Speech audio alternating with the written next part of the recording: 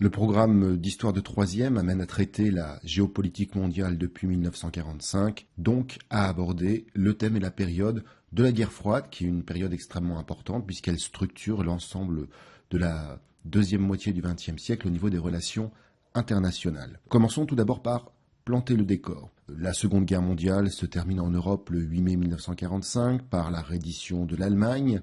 Elle se termine au Japon au mois d'août 1945, après les frappes sur les villes de Hiroshima et Nagasaki, les 6 et 9 août 1945.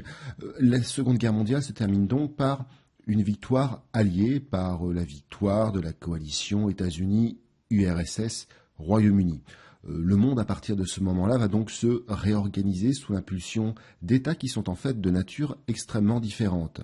D'un côté, nous avons des démocraties, avec le Royaume-Uni et les États-Unis plus particulièrement, et de l'autre, nous avons un État communiste totalitaire avec l'URSS.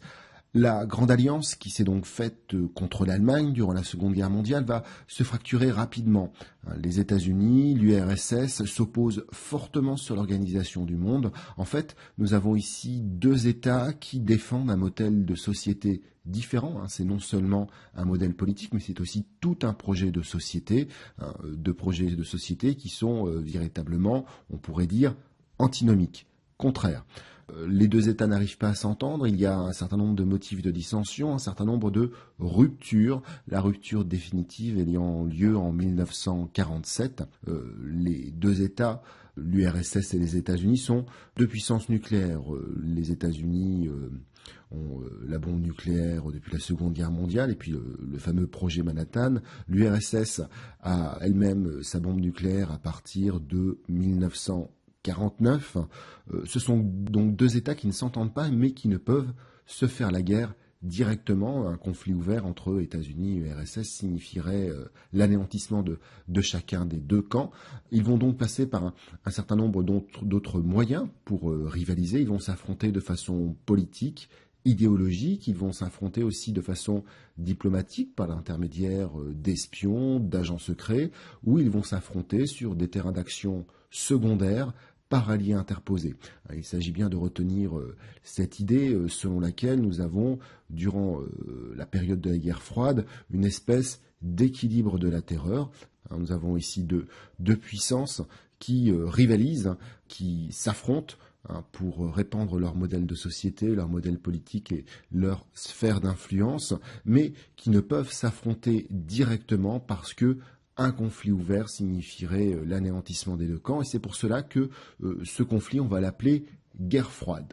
Rapidement, les États-Unis et l'URSS vont se tisser un réseau d'alliances qui mobilise une très très grande partie de la planète.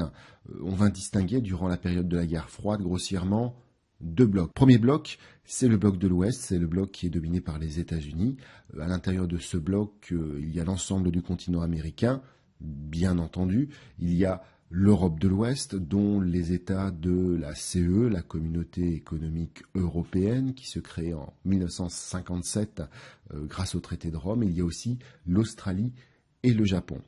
Ces États se retrouvent pour la plupart au sein d'une organisation militaire, l'OTAN, l'organisation du traité de l'Atlantique Nord. C'est une alliance militaire et défensive qui est dominée par les États-Unis. De l'autre côté, le bloc de l'Est, lui, est dominé bien entendu par l'URSS. À l'intérieur de ce bloc de l'Est, il y a l'Europe de l'Est, la Mongolie, la Chine avant une rupture en 1949, le Nord-Vietnam, Cuba, la Corée du Nord. L'URSS et les pays d'Europe de l'Est ont, eux, conclu une alliance militaire qu'on peut considérer comme antagoniste de l'OTAN. C'est le pacte de Varsovie. On parle donc de monde bipolaire. Nous avons véritablement un monde organisé autour de deux pôles, de deux blocs, le bloc de l'Est et le bloc de l'Ouest. L'Europe étant coupée en deux par un rideau de fer.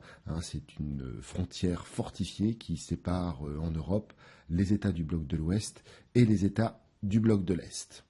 Je disais tout à l'heure que les États s'affrontaient sur des terrains secondaires, par alliés interposés. Alors c'est sensible au travers d'un certain nombre de crises. Il y a Cuba, le Vietnam, la guerre de Corée. Nous, pour cette leçon, nous retenons l'Allemagne et Berlin, qui sont véritablement au cœur de la guerre froide. En 1945, nous l'avons dit tout à l'heure, le 8 mai 1945, l'Allemagne est vaincue. Et vaincue, elle est divisée en zones d'occupation qui sont confiées aux États vainqueurs de la guerre. Toute la partie est de l'Allemagne est confiée à l'URSS. À l'ouest, on va trouver les zones d'occupation françaises, américaines et britanniques, ce que nous appellerons les zones d'occupation occidentales. La capitale, qui elle est en zone d'occupation soviétique, est elle aussi divisée entre ces 4 États.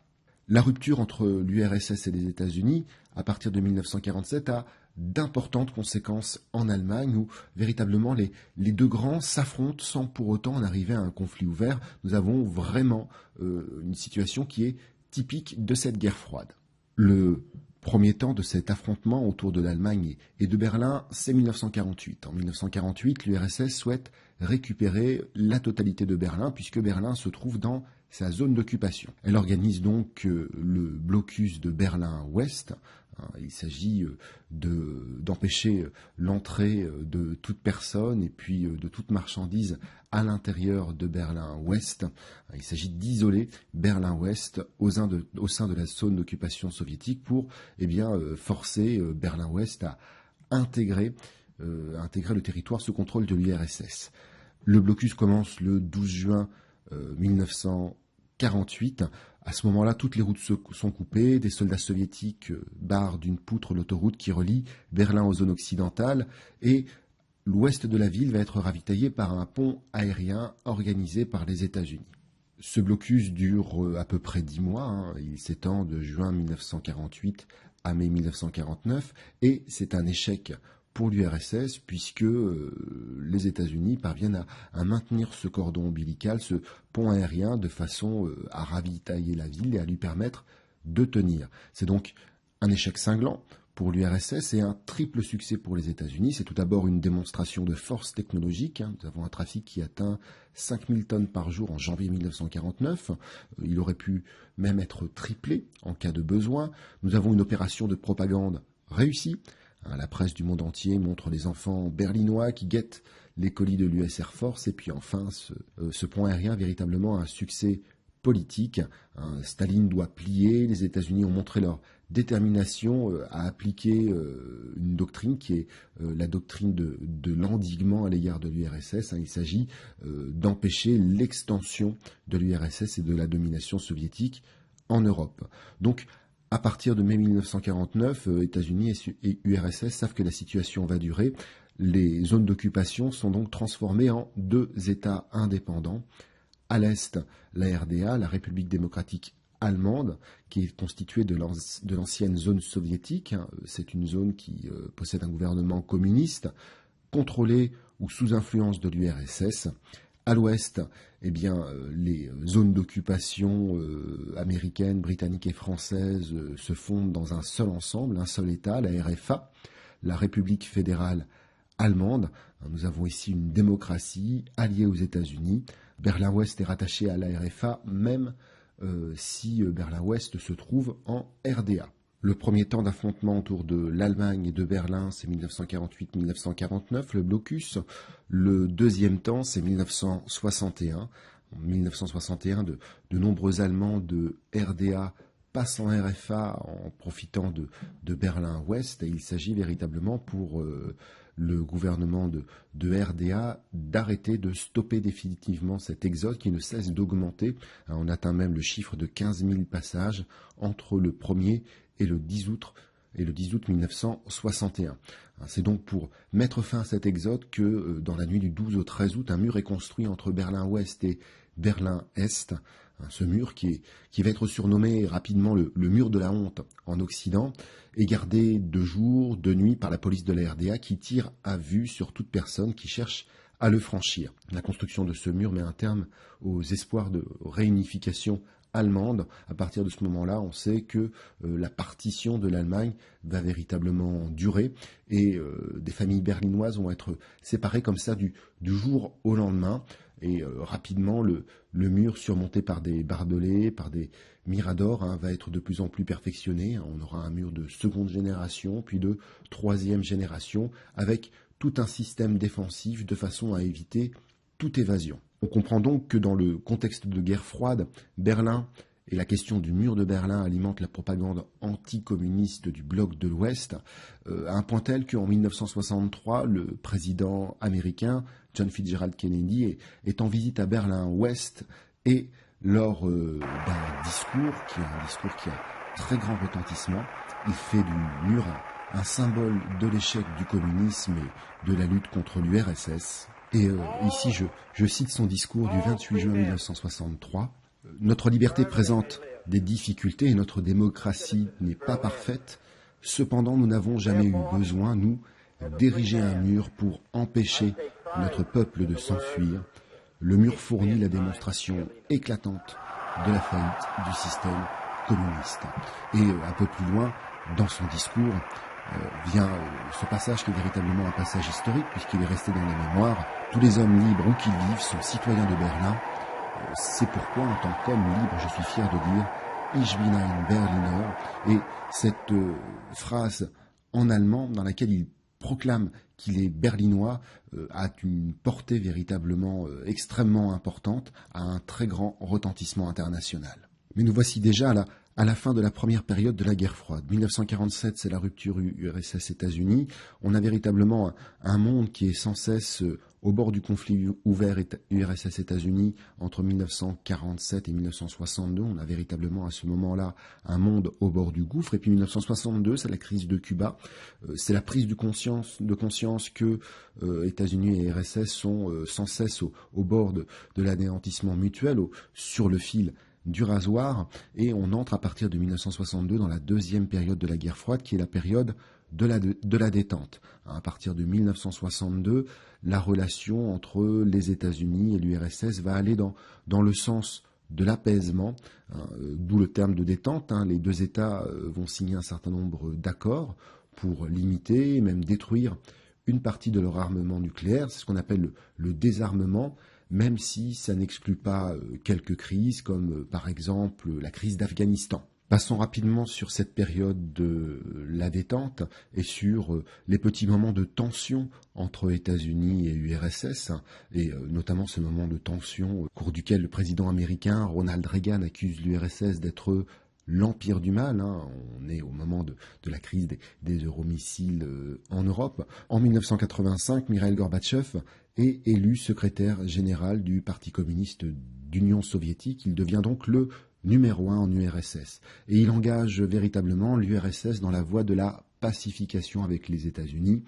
Il négocie des accords de désarmement nucléaire. Il cesse le soutien au mouvement révolutionnaire communiste dans le monde. Gorbatchev négocie d'ailleurs avec Ronald Reagan la destruction des missiles de courte et de moyenne portée qui avaient été installés en Europe. Et l'URSS en même temps se retire d'Afrique et d'Afghanistan. Nous avons donc ici des témoignages de bonne volonté. Et si l'URSS souhaite quelque peu réduire les tensions de la guerre froide, c'est tout simplement parce que cela permet d'engager une réduction des dépenses militaires et cela permet de financer une politique de réforme que l'on appelle la perestroïka, une politique de restructuration. L'objectif de cette politique, c'est le développement de l'URSS. L'économie fonctionne mal et des changements apparaissent indispensables dans le bloc de l'Est. À cette perestroïka, le régime communiste mène une certaine politique de démocratisation, à prendre entre guillemets bien entendu, à l'intérieur de l'URSS. C'est une politique qu'on appelle la glasnost. Ça passe par une abolition partielle de la censure, la libération de prisonniers politiques. Cependant, ces réformes économiques qui sont voulues, mises en place par Gorbatchev et indispensables pour maintenir l'URSS n'arrivent pas à leur terme et les régimes politiques communistes s'effondrent en Europe entre 1989 et 1991. Cet effondrement est lié à des questions économiques, aux difficultés économiques du bloc de l'Est, mais c'est aussi lié à une espèce de vent populaire favorable aux libertés et favorable à la démocratie. Des manifestations se multiplient dans l'ensemble de l'Europe de l'Est. On a donc des régimes communistes qui vont disparaître d'Europe et des États qui se situent à l'est du rideau de fer, qui vont commencer une longue transition vers la démocratie et l'économie de marché. La Hongrie et la Pologne sont à la tête du mouvement. En mai 89, en Hongrie, le rideau de fer est supprimé. Il est possible de passer librement à l'ouest. Et en juin 1989, en Pologne, les premières élections libres sont remportées par les candidats du syndicat libre, le syndicat Solidarność, avec l'élection ensuite en 90 du premier président de la République, Lech Walesa, un ancien ouvrier électricien des chantiers navals Lénine de Gdansk.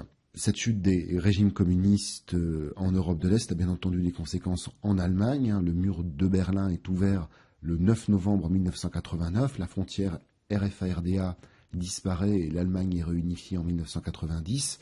Et puis l'URSS disparaît, elle, en 1991. Elle laisse place à 15 États, dont le plus important est la Fédération de Russie. Gorbatchev est contraint de démissionner. Boris Yeltsin, un ancien dirigeant communiste devenu favorable à la démocratie, est élu premier président de Russie en 1991. Aujourd'hui, le président de l'actuelle Russie est Vladimir Poutine. 1991, nous avons donc la fin de cette guerre froide qui est liée à une dislocation du bloc soviétique. Alors, une dislocation qui entraîne une nouvelle période dans les relations internationales. Tout d'abord, une période très courte durant laquelle on va avoir l'impression que les États-Unis sont l'unique superpuissance. Une période aussi durant laquelle les conflits vont se multiplier dans les anciennes républiques soviétiques. Certains États vont se diviser, l'ex-Yougoslavie, l'ex-Tchécoslovaquie. Nous entrons dans une période de recomposition de la carte de l'Est de l'Europe et d'une recomposition qui se fait souvent dans la douleur.